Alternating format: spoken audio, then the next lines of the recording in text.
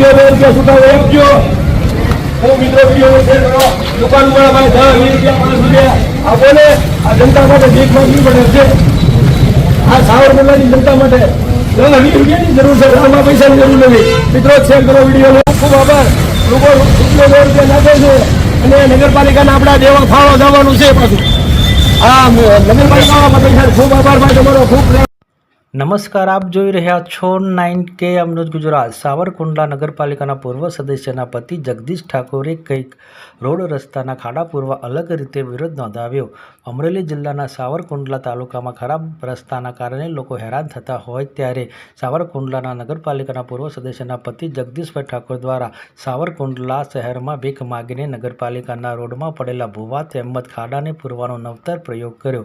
સાવરકુંડલા નગરપાલિકાની બેદરકારીને અવાજ બનતા સાવરકુંડલાના જાગૃત નાગરિક જગદીશભાઈ ઠાકોર દ્વારા જાતે પોતાની જાત મહેનતે રોડના ખાડા પૂર્યા। સાવરકુંડલાના જાહેર રસ્તાના ખાડા પૂરતા દુકાનદારો તેમજ રાહદારીઓએ જગદીશ ઠાકોરની કામગીરીને બિરદાવી। નગરપાલિકાના 22 રોડ ભ્રષ્ટાચારના પાપે મોટા ભૂવા ખાડા પડી ગયેલા હોય તે તાત્કાલિક ધોરણે નગરપાલિકા રિપેરિંગ નહીં કરે તો જગદીશ ઠાકોર ઘરે ઘરે દુકાને દુકાને 1-1 રૂપિયો ભીખ માગીને રોડ રસ્તાઓને રિપેર કરાવવાની ચમકી ઉચ્ચારી। વિશેષ રિપોર્ટ સંજય વાઘેલા, સાવરકુંડલા, અમરેલીથી।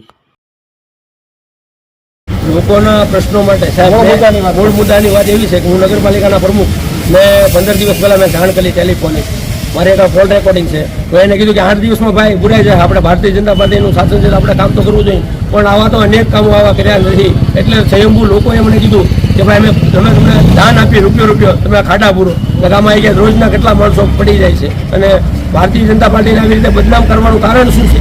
ભાજપવાળા આવું બદનામ કરશે તો આપણું શાસન હટશે નહીં। 1-1 રૂપિયો સ્વયંભૂ લોકોએ અમને આપ્યો છે અને આ રૂપિયા 215 રૂપિયા મને આપ્યા ને એવું નગરપાલિકાના ટેબલે ચીફ ઓફિસરની રૂબરૂમાં નગરપાલિકાના પ્રમુખને દેવા જવાનો છું।